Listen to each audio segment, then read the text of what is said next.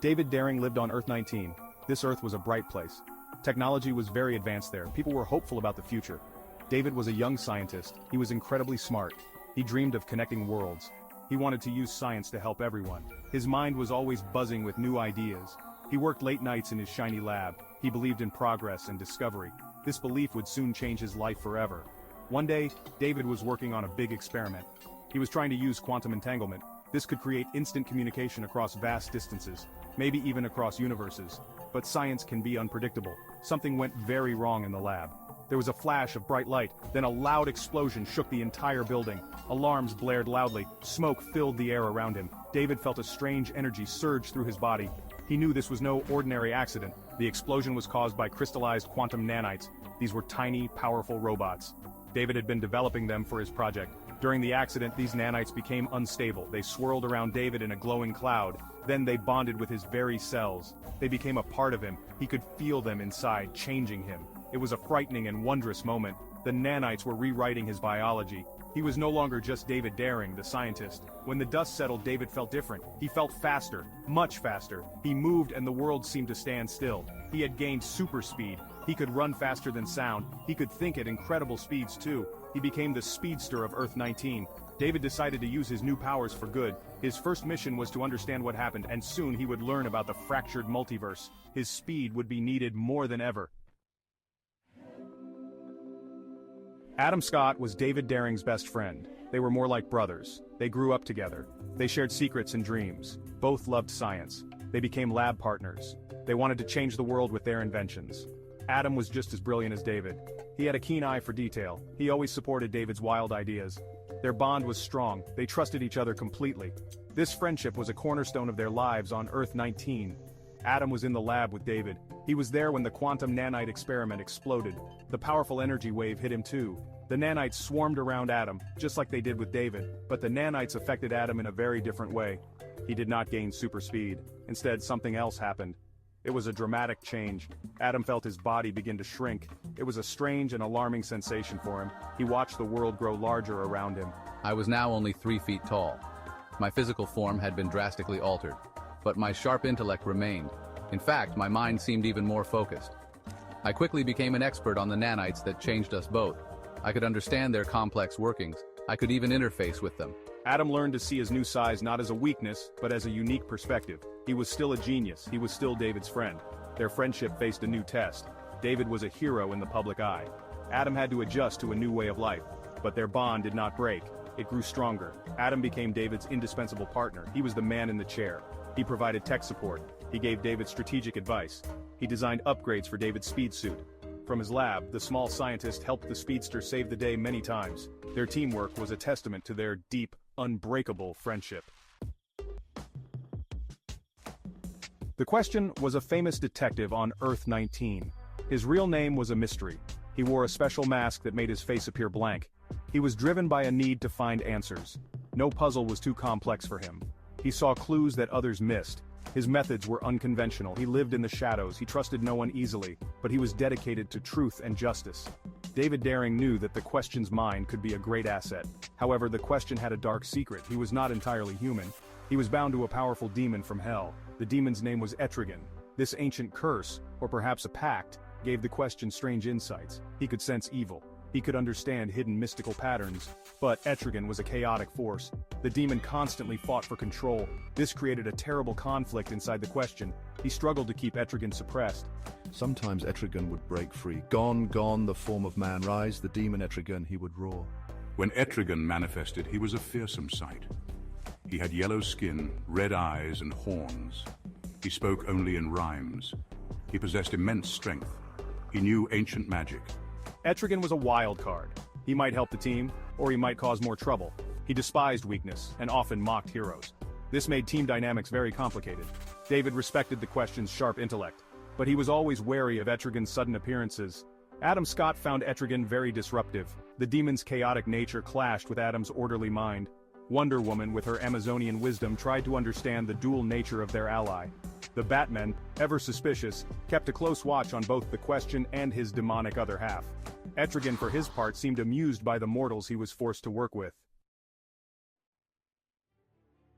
On Earth 19, Nikola Tesla was a celebrated figure. He was a brilliant inventor. He was a man of peace and progress. He had mentored many young scientists, including David Daring. This Tesla represented the best of Earth 19's ideals. He used his genius for the good of humanity. He built wonders that made life better for everyone. His inventions powered their clean, bright cities. He was a symbol of hope. He believed in the limitless potential of science when guided by morality. But the multiverse is vast. On a different world, Earth 1, lived another Nikola Tesla. This Tesla was a very different man. He was bitter and angry. He felt that the world had cheated him. His inventions were stolen or ignored. He lived in obscurity, filled with resentment. He dreamed of power and recognition. He believed he deserved more. This Earth 1 Tesla was consumed by his failures and jealousies. He searched for a way to claim the glory he felt was rightfully his. Through a tear in reality, I discovered the multiverse. I saw Earth 19.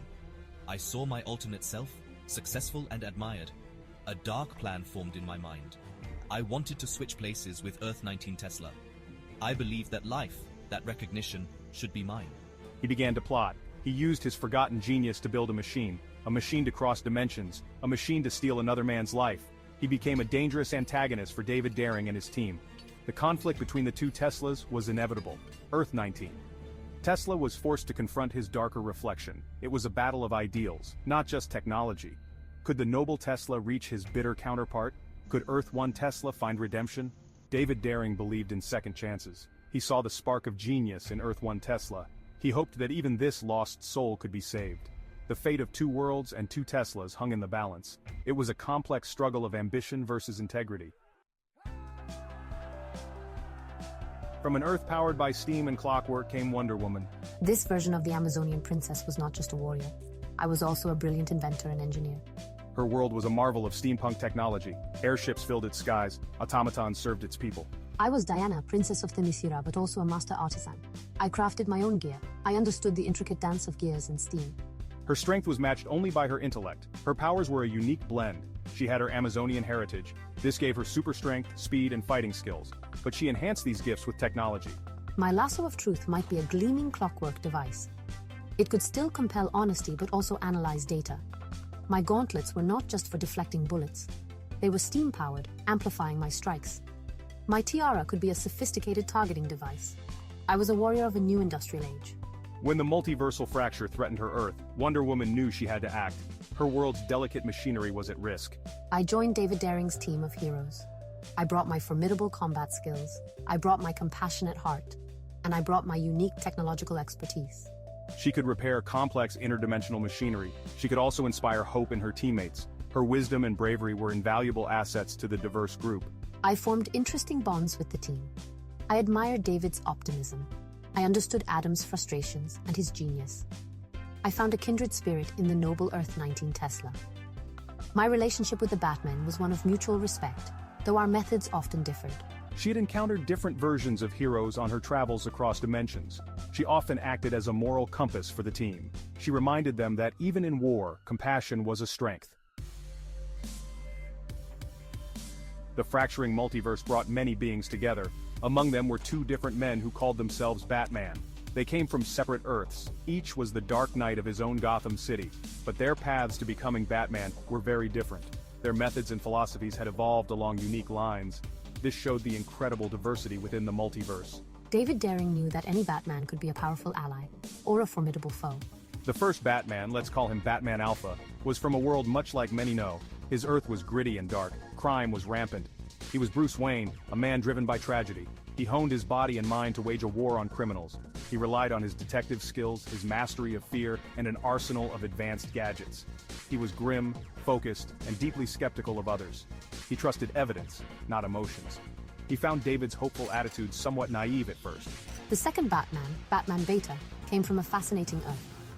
On his world, the Wayne family tragedy led Bruce down a different path. Instead of relying solely on technology and physical skill, he embraced the mystical arts. He became a sorcerer knight. His bat suit was perhaps enchanted, etched with protective runes. His batarangs might be magically guided. He fought not just criminals, but also supernatural threats. He was still a detective, but his clues often came from ancient scrolls or mystic visions. These two Batmen brought their unique strengths to David's team. Batman Alpha was the master strategist and interrogator. Batman Beta understood the magical elements of their crisis. They often clashed. Alpha found Beta's methods unscientific. Beta found Alpha too reliant on the mundane, yet they learned from each other. Wonder Woman, with her own blend of myth and might, often helped them find common ground. They both sought justice, even if their shadows were cast in different lights across the multiverse. When mystical energies surged and demons like Etrigan were involved, one man was sure to appear: John Constantine, the infamous occult detective, magician, and con man. He walked out of the shadows, a cigarette dangling from his lips. His trench coat was rumpled. His smile was untrustworthy. He knew more about the multiverse's dark corners than most. He always seemed to turn up when things were at their worst, or when he could profit from the chaos. Constantine never did anything for free. He was always playing his own game. He offered his help to David Daring's team. He claimed he wanted to save the multiverse too. But everyone knew Constantine had hidden agendas. He was a master manipulator. He could talk his way into and out of almost any situation. He often knew more than he revealed. He enjoyed watching others squirm. Etrigan and Constantine shared a long, bitter history filled with distrust and double crosses. He subtly influenced events. He nudged team members in certain directions. He made deals in secret. David found Constantine frustrating. The speedster valued honesty and directness. Constantine was the opposite, yet his knowledge of magic was undeniable. He understood the cosmic forces tearing the multiverse apart. The question was wary, knowing Constantine's reputation. Adam Scott tried to analyze Constantine's motives but found them to be a tangled web of self-interest and occasional reluctant heroism. In the final confrontation to save the multiverse, Constantine played his most dangerous game. It seemed like he might betray everyone. He made a move that shocked both allies and enemies. Perhaps it was a grand deception, perhaps it was a genuine sacrifice, or perhaps it was a bit of both. His final act was crucial in stopping the main threat. It helped restore balance. But in true Constantine fashion, he left everyone wondering if he was a hero, a villain, or just a very clever survivor, and then he vanished. And then he...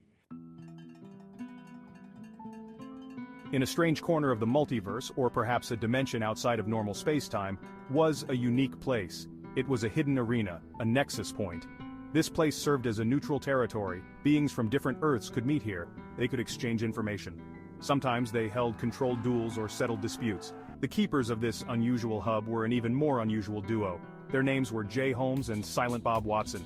They were not heroes or villains, just managers. Jay Holmes was the talkative one. He was a fountain of words. He made witty comments about everything. He dropped pop culture references from 1,000 worlds. He always had a joke ready. He explained the rules of the arena. He announced the arrivals of new guests. He seemed to know everyone, or at least pretended to. He was energetic and always moving. He wore loud clothes that clashed with the serious nature of many of his visitors. He was the voice of the operation. Silent Bob Watson was Jay's partner. As his name suggested, he rarely spoke, but he communicated volumes with his expressions. A raised eyebrow, a slight nod, a knowing smile.